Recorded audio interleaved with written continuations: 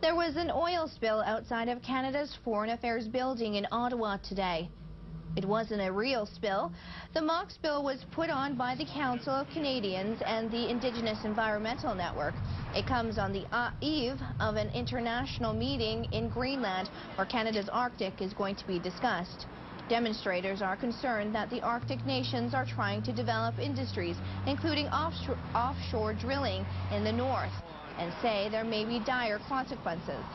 The groups want to send a message to leaders attending the Arctic meeting. We know that they're looking at the future opportunities and challenges in the Arctic, and there's a growing awareness that these resources exist in plentiful quantities in the Arctic.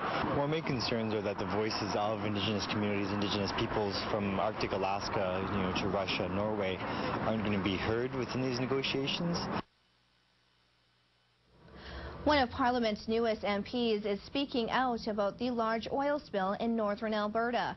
Around 28,000 barrels of crude oil leaked from a pipeline onto lands claimed by the Lubicon Cree. A cleanup is underway, but the leader of the Green Party is questioning the safety record of the American company which owns the pipeline. Elizabeth May joins us from our Ottawa studios.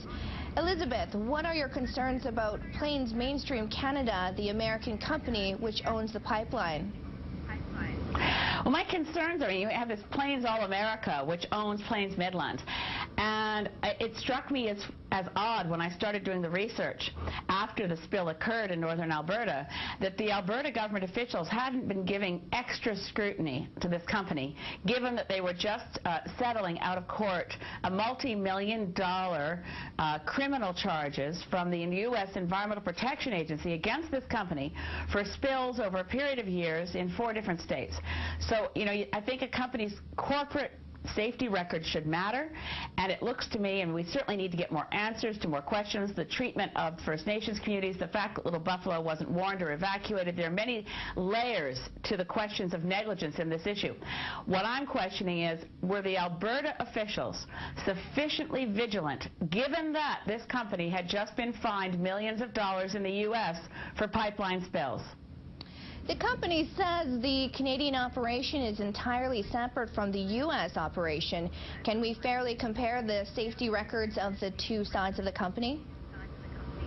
You bet. It is a separate, in terms of, yes, they're structured separately, but it's a wholly owned subsidiary of its U.S. parent company. And I think we all have enough familiarity to the way that corporate structures work that the instructions from head office are going to be determinative. In this case, Plains All America bought that pipeline in 2008. I think it would be very instructive, and I hope an independent inquiry will find out whether the maintenance levels on that pipeline, being an old pipeline over 40 years old, did Plains Midland, owned by Plains All America, make any efforts to upgrade? Were they modernizing? Were they spending money on making sure that pipeline was running safely? Certainly, in the hours before the spill, the story that's been shared with the public so far suggests that they did not err on the side of caution. They scrambled to try to keep the pipeline functional for hours after they knew there was a real problem. So it suggests, just as in the BP oil spill, the same kind of thing, pretending that you can fix something before realizing we've got a real problem. What do you think should be done to help prevent spills like this one? Better regulation. We really need to be serious about the fact that one pipeline spill is one too many, that we have a lot of pipeline infrastructure across North America, much of which is aging. You can't cut corners on safety, and we need to know that the regulators make it very clear to the private corporations that they must be quite vigilant, that spot checks of pipeline safety, that the older pipelines get a bit more attention, and that when you have a head corporate entity that's guilty of millions of dollars of pipeline spills in its home country, the United States, we take a little bit of extra attention to make sure it's operating appropriately in Canada and on First Nations lands.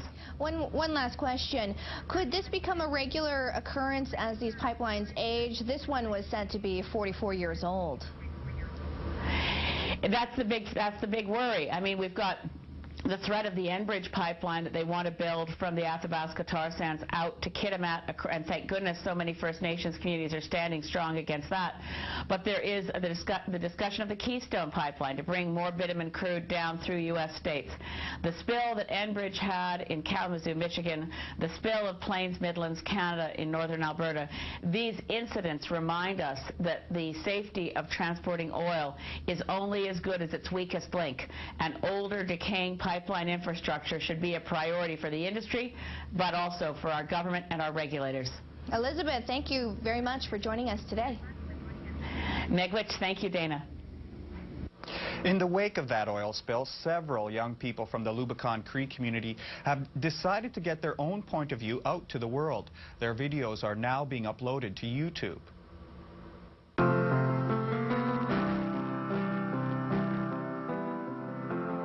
From the air, the images and descriptions have been put to the music of John Lennon's famous song, Imagine.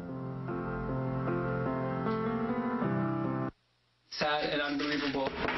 The toxins in the crude oil are very harmful to our environment in many ways.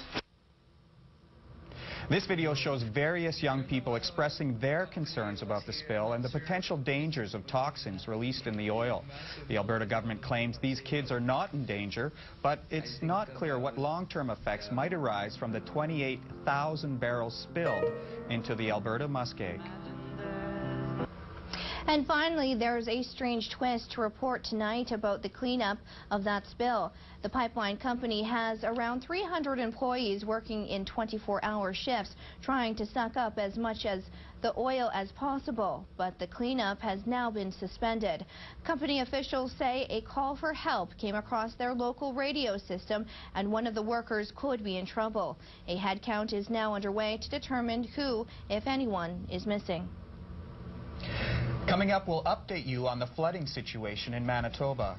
And our CMP officer gets 9 months for theft.